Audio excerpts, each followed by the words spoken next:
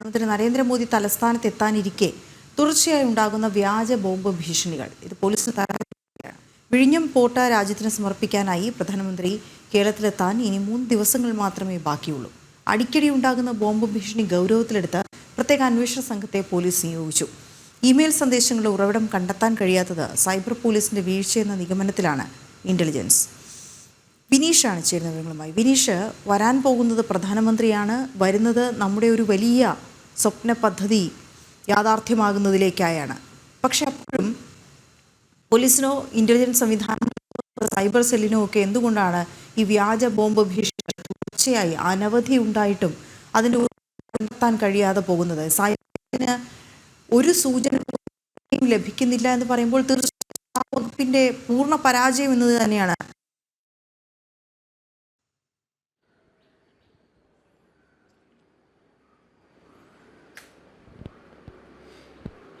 തീർച്ചയായിട്ടും വീണ സൂചിപ്പിച്ചതുപോലെ തന്നെ എടുത്തു പറയേണ്ട ഒരു പ്രധാനപ്പെട്ട കാര്യം, കഴിഞ്ഞ 3 ആഴ്ചക്കിടെ നിരവധി തവണയാണ് ഇത്തരത്തിലുള്ള വ്യാജ ബോംബ് ഭീഷണി സന്ദേശം പല സർക്കാർ ഓഫീസുകളിലേക്കും എത്തുന്നത്. ഏറ്റവും പ്രധാനം ആദ്യഘട്ടത്തിൽ ഉണ്ടായിരുന്നത് റെയിൽവേ സ്റ്റേഷനിൽ ബോംബ് വച്ചിട്ടുണ്ട്, അത്തരത്തിലുള്ള ഒരു ഭീഷണിയായിരുന്നു ആദ്യം കിട്ടിയത്.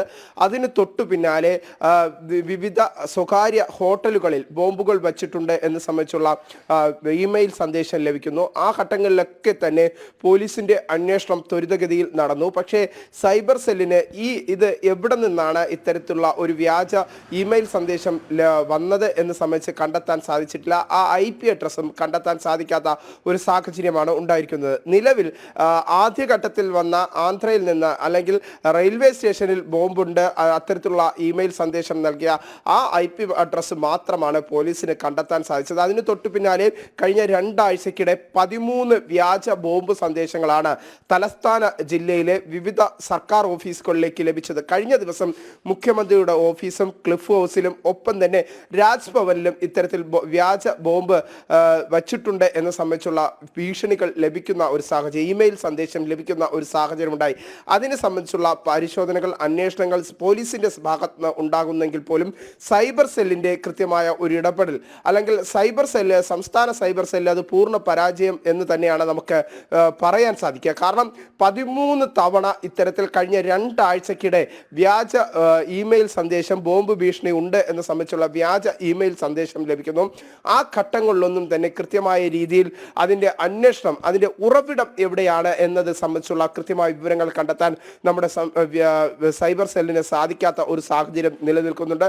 ഏറ്റവും പ്രധാനം എന്ന് പറയാൻ നമുക്ക് സാധിക്കുന്നത് ഈ വരുന്ന 2-ാം തീയതി പ്രധാനമന്ത്രി എത്തുന്നു. നമ്മുടെ സ്വപ്ന പദ്ധതിയായ വിഴിഞ്ഞം കമ്മീഷൻ ചെയ്യാനായി എത്തുന്നതിനിടയിലാണ് ഇത്തരത്തിലുള്ള വ്യാജ ബോംബ് ഭീഷണി സന്ദേശങ്ങൾ ലഭിക്കുന്നത് എന്നതാണ് ഏറെ നിർണായകമായ കാര്യം. അത് കേന്ദ്ര ഇന്റലിജൻസിന് തന്നെ വലിയ രീതിയിൽ ഒരു ആക്ഷേപം, അല്ലെങ്കിൽ കേന്ദ്ര ഇന്റലിജൻസ് തന്നെ വലിയ ആക്ഷേപം സംസ്ഥാന സൈബർ സെല്ലിനെതിരെ ഉയർത്തുന്നുണ്ട്. എന്തുകൊണ്ടാണ് ഇത്തരത്തിലുള്ള വ്യാജ സന്ദേശങ്ങളുടെ ഉറവിടം കണ്ടെത്താൻ സൈബർ സെല്ലിന് സാധിക്കുന്നില്ല എന്ന് സംബന്ധിച്ചുള്ള ഒരു വിമർശനം ഉയരുന്ന ഘട്ടത്തിലേക്കൊക്കെ എത്തുന്നുണ്ട്. എന്തായിരുന്നാലും നമ്മുടെ സൈബർ സെൽ സംവിധാനങ്ങൾ അങ്ങനെ അപ്പാടെ പരാജയമാണോ എന്ന ചോദ്യം പൊതു ഇടങ്ങളിൽ നിന്ന് പോലും ഉയരുന്നുണ്ട്. കാരണം നിലവിൽ 13 തവണ, ഞാൻ നേരത്തെ സൂചിപ്പിച്ചു, 13 തവണയാണ് കഴിഞ്ഞ 2 ആഴ്ചക്കിടെ ഇത്തരത്തിലുള്ള വ്യാജ ഇമെയിൽ സന്ദേശങ്ങൾ, ബോംബ് ഭീഷണിയുമായി ബന്ധപ്പെട്ട വ്യാജ ഇമെയിൽ സന്ദേശങ്ങൾ ലഭിക്കുന്നത്.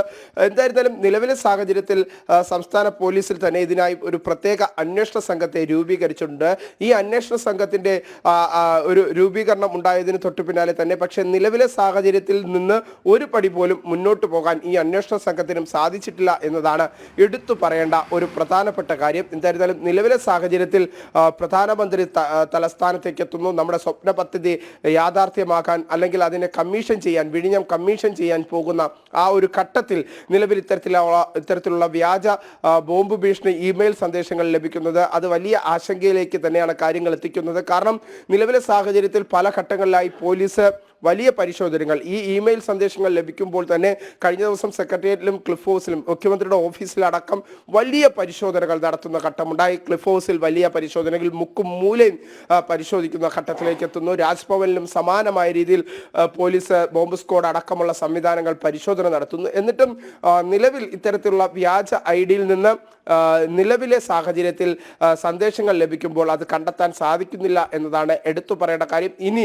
ഈ അന്വേഷണ സംഘത്തെ രൂപീകരിച്ച സാഹചര്യത്തിൽ ഏത് തരത്തിലാകും അന്വേഷണ സംഘത്തിന്റെ അന്വേഷണം എന്നത് നോക്കി കാണേണ്ടിയിരിക്കുന്നു. കാരണം സൈബർ സെല്ലിനെ കണ്ടുപിടിക്കാൻ കഴിയാത്ത ഒരു IP അഡ്രസ്സ് അല്ലെങ്കിൽ അത്തരത്തിലുള്ള മാറി മാറി വരുന്ന IP അഡ്രസ്സുകളിൽ നിന്ന് എവിടെ നിന്ന് എന്തിനു വേണ്ടിയിട്ടാണ് ഇത്തരത്തിലുള്ള വ്യാജ സന്ദേശങ്ങൾ പുറപ്പെടുവിക്കുന്നത് എന്ന സംബന്ധിച്ചുള്ള ഒരു ആശങ്ക, ഇമെയിൽ സന്ദേശങ്ങൾ ഉണ്ടാകുന്നത് എന്ന സംബന്ധിച്ചുള്ള ഒരു ആശങ്ക ഇപ്പോൾ നിലനിൽക്കുന്നുണ്ട്. വീണ. യെസ്, ശരിയാണ് വിനീഷ്. ആശങ്കയാവുകയാണ്. പ്രധാനമന്ത്രി 2 ദിവസം കഴിഞ്ഞ് എത്തുമ്പോഴും ഇത്തരത്തിൽ വ്യാജ ബോംബ് ഭീഷണികൾ സംസ്ഥാനത്ത് ഇങ്ങനെ ആവർത്തിക്കുമ്പോൾ അതിൻ്റെ ഉറവിടം കണ്ടെത്താൻ കഴിയാതെ വരുമ്പോഴുമാണ് നമുക്ക് കൂടുതൽ ആശങ്ക ഉണ്ടാകുന്നത്.